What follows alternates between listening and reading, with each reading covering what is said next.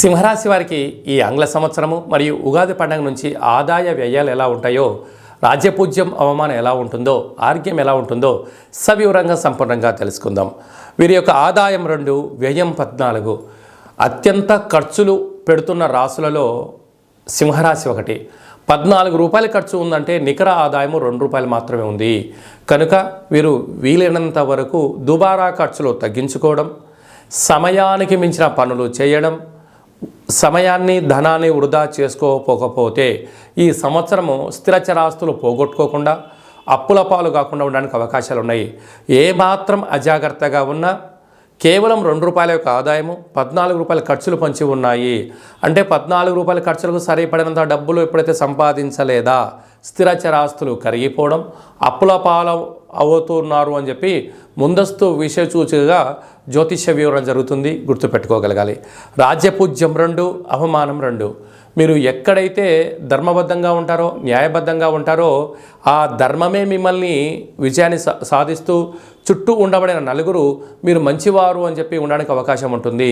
కనుక అనుకున్న చోట మీరు వ్యాపారాలు చేయొద్దు, అప్పులు ఇవ్వద్దు, అప్పులు తెచ్చుకోవద్దు అని చెప్పి ప్రధానంగా బాగా గమనించగలగాలి. అలాగనే మఖా నక్షత్ర జాతకులకు ఈ సంవత్సరం ఆరోగ్యం చాలా బాగుంటుంది.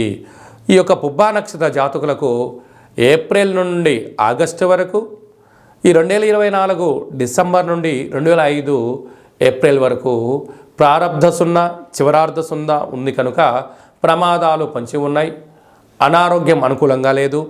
నూతనమైన పెట్టుబడులు పెట్టేటువంటి కాల సమయంలో 1కి 100 సార్లు ఆలోచించడం అవసరం అని చెప్పి గుర్తుపెట్టుకోగలగాలి.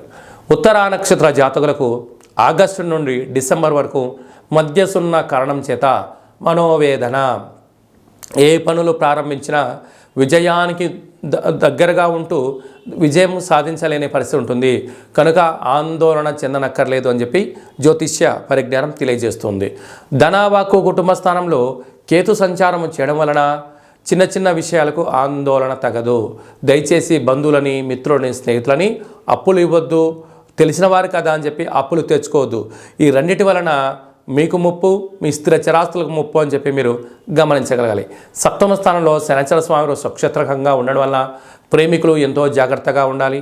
నూతనమైనటువంటి పెట్టుబడులు, వ్యాపార కార్యక్రమాల్లో ఆచితూచి నిర్ణయం తీసుకోగలగాలి.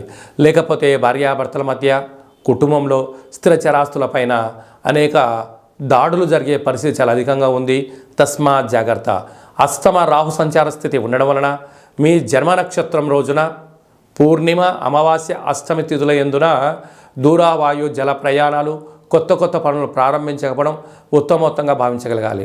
లేకపోతే అనవసరమైన బరువులు ఎత్తడం, అనవసర సాహసోపేత నిర్ణయాలు తీసుకోవడం వలన వెన్నెముక, అరికాళ్ళు, అరచేతులు, పెరాలసిస్, బ్రెయిన్ స్ట్రోక్ లాంటి వ్యాధులు వచ్చే పరిస్థితి ఉంది. తస్మాత్ జాగ్రత్త. భాగ్యస్థానంలో దేవగురు బృహస్పతి సంచారం చేయడం వల్ల ఆధ్యాత్మికంగా ఉండడం, భార్యాభర్తల మధ్య సఖ్యతగా ఉన్నట్లయితే యోగం మీ అదృష్టం. లేకపోతే ఇంట్లో పోరు ఇంతింత గాదాయ అన్నట్లుగా భార్యాభర్తల మధ్య విభేదాలు, అన్నదమ్ములతో గొడవలు, స్థిర చరాస్తులు పోగొట్టుకునే పరిస్థితి చాలా అధికంగా ఉంది.